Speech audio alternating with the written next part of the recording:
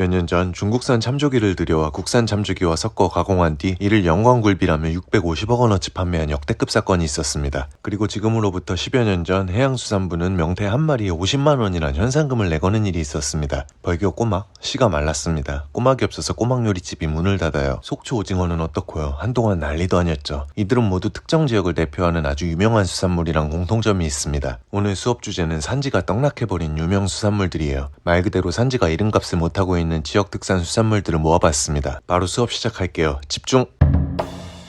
산지가 이름값을 못하고 있는 수산물, 첫 번째는 영광굴비입니다. 영광하면 굴비, 거의 무슨 대명사처럼 쓰이고 있죠. 이 영광굴비 이야기를 하기 전 우선 먼저 굴비에 대해 간단히 설명하자면, 굴비는 냉장시설이 없던 옛날 우리 조상들이 장기보존을 목적으로 참조기를 소금물에 절인 뒤 건조해서 만들어 온 음식입니다. 자린고비라는 말을 설명할 때도 빠지지 않는 옛날부터 우리나라 사람들에게 밥도둑으로 통해온 음식이기도 해요. 요샌 값이 더 싸고 덩치가 큰 부세를 쓰기도 하지만 그래도 진짜 굴비는 참조기를 갖고 만들죠. 그리고 영광이 지금처럼 유명해진 건 역시 참조기가 많이 났기 때문인데요. 1980년대까지는 이곳 영광 앞바다가 전국 최고의 참조기 어장으로 유명했어요. 참조기는 옛날 동해안의 명태, 남해안의 고등어와 더불어 서해안 일대에서 가장 많이 잡히고 흔하던 생선이었습니다. 하지만 지금은 완전히 상황이 달라졌는데요. 계속된 남획으로 인해 개체수가 급감했고 이젠 영광 앞바다에선 참조기가 거의 나질 않게 됐어요. 지금 전국 참조기의 대부분은 제주도와 추자도 인근 해역에서 잡히고 있죠. 그마저도 양이 많지 않아 가격이 많이 올랐고요. 옛날처럼 국민 생선이라고 하긴 어려워졌습니다. 그리고 요즘의 영광굴비는 이렇게 타 지역에서 잡힌 참조기를 영광으로 가져와서 가공한 것들이 대부분입니다. 굴비의 명산지에서 더 이상 원료 생선이 잡히질 않는다니 아이러니하네요. 문제는 이런 점을 이용해서 원산지를 위조하는 경우가 덜어 있는데, 몇 년 전엔 중국산 참조기를 국산과 섞어 가공한 뒤 이를 영광굴비라는 이름으로 판매한 업자들이 무더기로 적발되기도 했습니다. 금액이 무려 650억 원에 달한 역대급 사건이라 당시 꽤나 큰 이슈가 됐죠. 시가로 650억 원어치에 달하는 이 가짜 영광굴비는 마트와 홈쇼핑에서 팔려나갔고 우리 식탁에도 올랐습니다. 국내 참조기 어획량은 반토막이 났는데 영광굴비 유통량은 그대로인 점을 수상히 여긴 검찰에 업자들의 범행이 발각됐다고 해요. 예전엔 굴비가 반찬으로도 인기가 많았고 상등품은 고급 명절 선물로 선호됐죠. 하지만 요즘 젊은 세대들은 예전만큼 굴비에 대한 니즈가 크지 않습니다. 수요는 점점 줄어들고 있다는 소리예요. 게다가 원재료는 점점 잡히질 않고 저런 원산지 문제까지 발생하다 보니 영광굴비의 입지는 더욱 위태로워지고 있습니다. 과연 영광굴비는 예전의 영광을 되찾을 수 있을까요? 벌교하면 뭐다? 아마 100의 99는 꼬막을 떠올릴 겁니다. 제 세대까지만 해도 조정래의 소설 태백산맥은 언어영역 필독서였는데요. 이 소설이 인기를 끌며 벌교 꼬막도 덩달아 전국적인 빅히트를 쳤죠. 지금도 벌교에는 다양한 꼬막 요리를 내는 식당들이 많고 벌교역 앞 벌교시장엔 꼬막을 전문으로 취급하는 유통업체들이 즐비합니다. 그런데 실상 지금 벌교 꼬막이 씨가 말라간다는 사실은 아마 모르시는 분들이 많을 거예요. 여기서 말하는 벌교 꼬막은 흔히 참꼬막이라고 말하는 표준명 꼬막입니다. 그럼 다른 꼬막이 또 있어? 네, 요즘 말하는 꼬막은 대부분 꼬막 사촌인 새꼬막을 가리킵니다. 비슷하게 생겼지만 자세히 보면 좀 차이가 있어요. 먼저 이게 꼬막입니다. 주름꼴이 아주 굵고 주름의 개수가 적어요. 다음 이게 새꼬막이고요. 꼬막에 비해서 주름꼴이 가늘고 수가 많죠. 비슷하게 생겼지만 맛에는 꽤 차이가 납니다. 특유의 짭조름한 감칠맛이 꼬막이 더 진하거든요. 맛이 깊다고 할까요? 하지만 저 풍미를 좀 비릿하다고 느끼시는 분들도 있어서 부드러운 맛의 새꼬막을 더 선호하는 분들도 있습니다. 고향이 남도 지역인 분들 중엔 옛날에 꼬막을 한 바가지씩 삶아놓고 까먹던 기억이 있는 분들 많으실 겁니다. 그만큼 많이 잡히고 흔한 조개였으니까요. 해서 원래 새꼬막은 똥꼬막이라고 하면 꼬막으로도 안 쳐줬다죠. 하지만 서두에 말했듯이 지금 꼬막은 씨가 말랐습니다. 원인은 뭐 다양해요. 수온 상승, 남획, 서식지 파괴 등. 게다가 이 오리지널 참꼬막은 잡는 것도 힘듭니다. 새꼬막은 종패를 뿌려뒀다가 어선이 그물로 한꺼번에 싹 걷어들이지만 꼬막은 양식도 종패 생산도 되지 않아서 아직도 사람이 뻘배를 타고 직접 갯벌에 들어가 채취해 오거든요. 이젠 고령화로 이런 고된 일을 할 사람도 없을 뿐더러 인건비도 비싸지니 개체수도 적은데 더해서 수확량까지 매년 점점 줄어들고 있는 추세죠. 이렇게 물량이 없으니 가격은 점점 오릅니다. 정말 비쌀 때는 킬로그램당 단가가 5만원씩이나 할 때도 있다고 해요. 꼬막 전문 식당들은 수급이 어려워진 참꼬막 메뉴는 아예 판매를 중단했습니다. 저렇게 비싸면 사실상 단가를 맞출 수가 없죠. 전문 유통업체들은 꼬막이 없어 발만 동동 구르는 실정입니다. 그 유명하던 벌교 꼬막의 시대는 이렇게 막을 내리는 걸까요? 이대로라면 다음 세대는 벌교 꼬막의 존재를 알기나 할런지 모르겠습니다. 우리나라에서 가장 호불호가 크게 갈리고 매니악한 수산물, 바로 강력한 암모니아 향을 내는 홍어입니다. 정확하게는 홍어가 아니라 참홍어죠. 그리고 우리가 보통 간잼이라 부르는 귀여운 녀석이 사실 표준명 홍어랍니다. 근데 이게 워낙 오랫동안 쓰여온 이름인지라 아직도 이 얘기를 하면 삭혀먹는 게 홍어고 날로 먹는 게 간잼이라고 화내시는 분들이 많은데, 그건 제가 아니라 해양수산부에 따지세요. 어쨌든 편의상 오늘은 그냥 홍어라고 칭하겠습니다. 홍어하면 목포 나주도 알아주지만 그보다도 으뜸으로 치는 산지가 한 곳 있죠. 바로 예전부터 품질 좋은 홍어가 나기로 유명한 전남 신안의 흑산도예요. 흑산도산 홍어는 타 지역과의 차별화를 위해 고유 넘버가 박힌 바코드 택을 달고 유통됩니다. 마치 영덕의 박달대게처럼요. 아주 특이한 케이스죠. 그리고 이 흑산도 홍어는 타 지역에서 잡힌 것보다 무려 몇 배 이상 비쌉니다. 왜냐고요? 가장 큰 이유는 조업량이 적기 때문입니다. 흑산도엔 소수의 홍어잡이 배를 많이 조업을 하고 있거든요. 그 외에 가격 방어를 위해 출하량을 자체 조절하고 있기도 하고요. 또 흑산도 홍어는 미끼 없는 낚시로 한 마리씩 잡는데 이 때문에 홍어가 잘 삭고 식감이 더 좋아지게 된다네요. 게다가 이 녀석의 독특한 소비 패턴도 높은 가격의 원인이 되었죠. 남도 지역에서는 아직도 각종 잔치나 제사 등의 홍어가 절대 빠지지 않습니다. 또 이런 홍어는 값이 비싸더라도 가장 좋은 상등품을 선호하는 경향이 있고요. 고정 수요가 꾸준한 데다가 공급량은 제한적이니 프리미엄 전략이 먹혀온 거죠. 하지만 이제 시대가 바뀌었습니다. 수온 상승으로 인해 홍어의 서식 환경이 바뀌며 주 산지도 바뀌기 시작했거든요. 그 결과 북부 대청도가 흑산도를 제치고 홍어의 최대 산지가 된 건 이미 오래죠. 실제 홍어로 유명한 목포의 시장에서 판매되는 홍어도 대청도산이 많았습니다. 또 최근엔 군산이 새로운 다크호스로 떠오르며 최대 산지 타이틀을 가져갔네요. 제가 얼마 전 군산에 다녀왔을 때도 시장 곳곳에 홍어가 정말 가득했습니다. 그런데 여기서 문제가 하나 있으니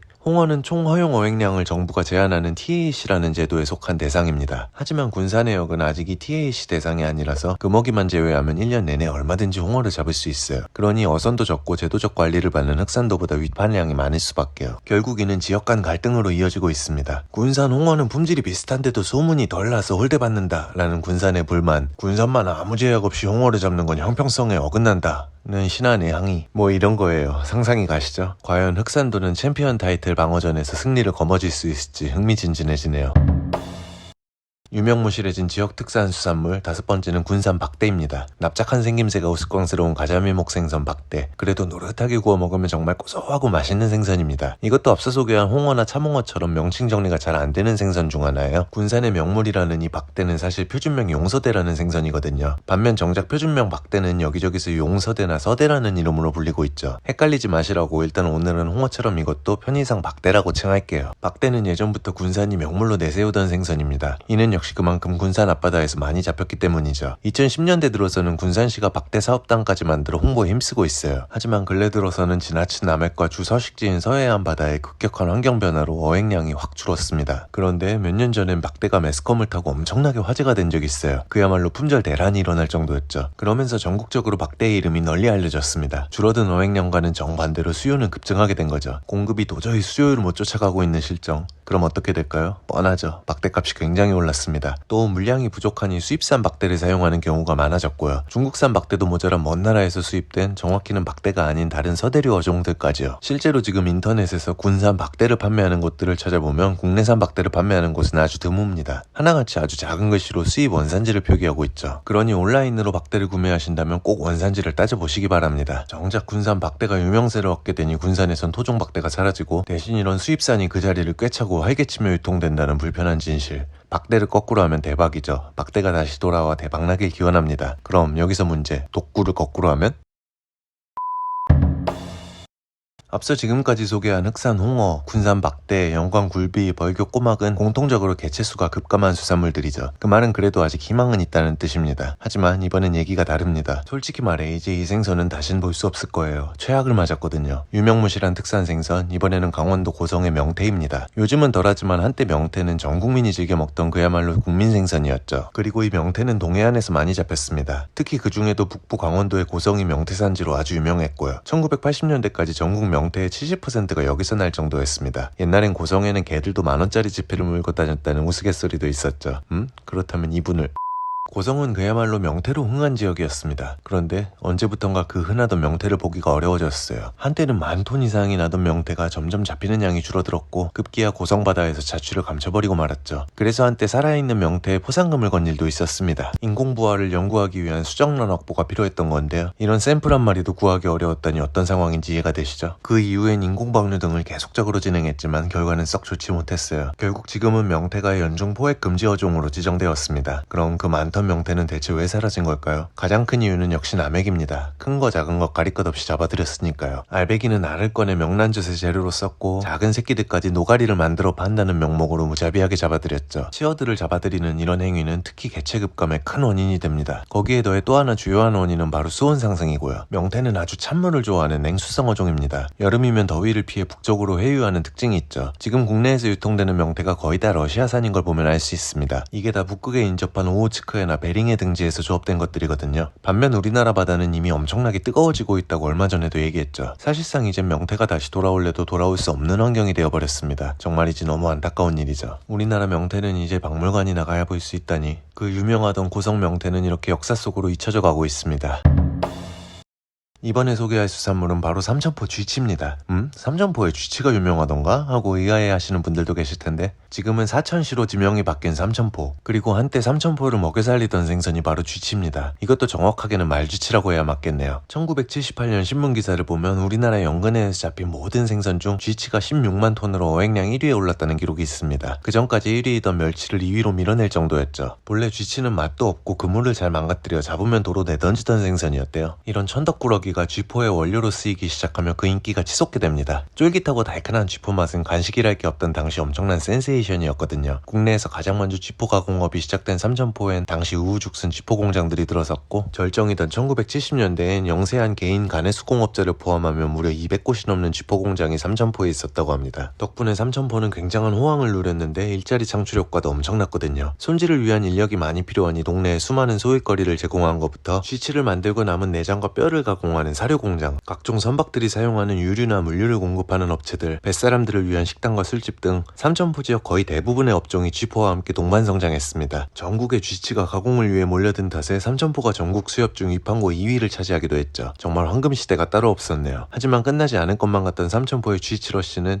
1980년대 중반에 들어서면 위기를 맞게 됩니다. 어자원 고갈이 두드러지면서 쥐치 어획거도 부진해진 거죠. 전국적으로 쥐치를 너무 많이 잡아들인 겁니다. 원료가 없으니 공장이 멈추고 큰 공장들은 타격을 입고 줄줄이 폐업했습니다. 지금은 소규모로 운영되던 일부 업체들만 남아 겨우 명맥을 이어가고 있어요. 이마저도 쥐치 공급이 원활하지 않다 보니 중국이나 동남아 등지에서 수입 쥐치를 들여와 가공만 하고 있는 실정입니다. 오늘날 국산 쥐치로 만드는 오리지널 쥐포는 정말 찾기 어려워졌죠. 다행히도 지금은 쥐포의 원료인 말쥐치에도 금어기가 설정됐습니다. 산란기 개체 보호를 위해서요. 그리고 수온 상승으로 인해 큰 문제를 겪고 있는 다른 어종들과 달리 쥐치는 따뜻한 물을 좋아하는 온대성 어종입니다. 계속되는 해수온 상승에도 아직 희망이 남아있다는 뜻이죠. 비록 예전만큼 엄청난 붐이 일어나긴 어렵겠지만 우리 바다 쥐치로 만든 쫄깃한 쥐포를 좀 더 쉽게 볼 수 있게 되길 기원합니다. 날이 추워지면 줄을 서서 기다리면서까지 사람들이 찾는 겨울의 진객 방어. 사실 우리나라에서 이렇게 방어를 즐겨 먹게 된 지는 얼마 되지 않았습니다. 쫄깃한 흰살 화로회가 주류인 국내 시장에서 방어는 그야말로 비인기 품목이었죠. 하지만 방어에 대한 인식을 바꿔주기 시작한 게 바로 제주 모슬포의 겨울 대방어회였습니다. 다들 아시다시피 방어는 한겨울에 살이 올라 지방이 축적되며 가장 맛이 좋아지죠. 그리고 방어는 계절에 따라 회유를 하는 특성이 있는데 우리나라의 연근의 방어들이 제철인 겨울에 모여드는 곳이 바로 제주도였습니다. 해서 한때 매년 겨울 열리던 모슬포 방어 축제는 사람들에게 방어의 맛을 널리 알리는 역할을 했죠. 지금도 이 일대엔 겨울 방어를 전문으로 하는 유명한 횟집들이 많이 남아있어요. 하지만 이젠 겨울 제주도를 찾는 방어가 크게 줄었답니다. 바로 해수온 상승 때문이죠. 원래 방어는 마라도 인근의 따뜻한 해역에서 월동을 하는 걸로 알려졌는데 바다가 따뜻해지니 얘네가 굳이 거기까지 내려가질 않는 겁니다. 동해안도 방어들에게 충분한 월동 조건을 갖추게 된 거예요. 본래 수온이 낮아 냉수성 물고기들이 많이 살던 동해바다가 이젠 제주도를 대체할 수 있을 만큼 따뜻해진 거죠. 그러다 보니 이젠 모슬포의 방어 최대 산지 타이틀이 유명무실해졌습니다. 제주도보다 오히려 강원도 최북단 고성군에서 더 많은 방어가 잡히고 있거든요. 그나마 다행인 건 다른 수산물들과 달리 국내 방어 어획량은 오히려 꾸준한 상승세를 보인다는 겁니다. 방어가 따뜻한 물을 좋아하는 난류성 어종이기 때문이죠. 물론 제주도 분들은 아쉽게 되었지만요. 이렇게 오늘은 산지가 떡락해버린 전국 각지의 유명한 특산 수산물들을 살펴봤습니다. 안타까운 것들도 많고 좀 의외인 부분들도 많았죠. 하지만 바다 환경이 바뀌고 사라져가는 수산물들이 있는 만큼 새롭게 나타나고 더 많이 잡히는 수산물들도 있게 마련이에요. 인간의 힘으로는 어쩔 수 없는 변화를 받아들이고 준비해야 하는 이유입니다. 그럼 오늘 수업은 여기까지입니다. 혹시 아직도 구독, 좋아요 안 누른 사람은 손들고 서 있으세요.